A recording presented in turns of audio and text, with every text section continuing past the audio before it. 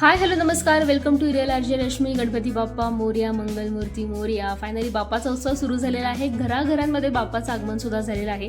अर्थात आमच्या घरी सुद्धा बाप्पाचं आगमन झालेलं होतं आणि बघू शकतात छानपैकी तयारी झालेली आहे.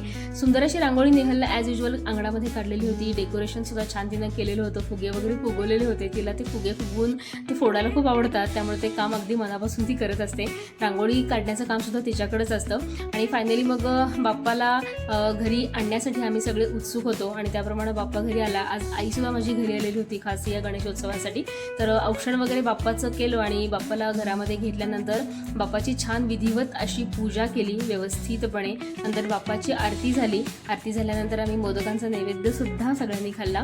आणि बघू शकता तुम्ही सुंदर असं डेकोरेशन याआधी ब्लॉगमध्ये बघितलेलं आहेच, पण बाप्पा घरी आल्यानंतर एक जिवंतपणा असतो, तो जाणवत असतो आपल्याला. तर छान अशी पूजा तुम्ही इथं बघू शकता.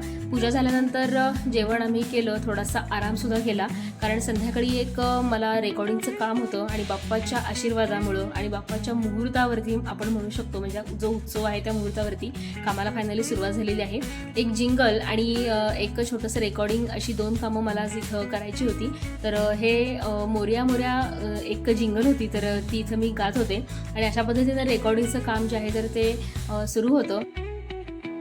आणि फायनली रेकॉर्डिंगचं काम डन झाल्यानंतर मी घरी यायला निघाले सांगलीला. नेहलचा मला फोन आलेलाच होता की आजीला लवकर घरी जायचं आहे, त्यामुळे तू काम झालं की लगेच घरी ये. आणि मिरज म्हणलं की किती गर्दी असते गणेशोत्सवाच्या निमित्तानं हे आपल्याला सगळ्यांना माहिती आहे. त्यामुळे मी अगदी बोळाबोळातनं वाट काढत फायनली घरी येऊन पोचायसाठी गडबड करत होते. येताना गणेश तलाव जो आहे तर तिथं सुंदर असा नजारा मी कॅप्चर केला आणि सांगलीला आले. मी दोघी वाट बघतच होत्या. घरी आले, आईला जेवायला वाढलं आणि तिला घरी सोडते असं मी म्हणलं होतं, पण खूप थंडी वाजत होती, त्यामुळे ती मला म्हणाली की मी रिक्षानंच घरी जाते. तर तिला रिक्षापर्यंत मी आणि नेहल आम्ही सोडून आलो आणि आपण मात्र भेटणार आहोत पुढच्या व्लॉगमध्ये. तोपर्यंत बाय.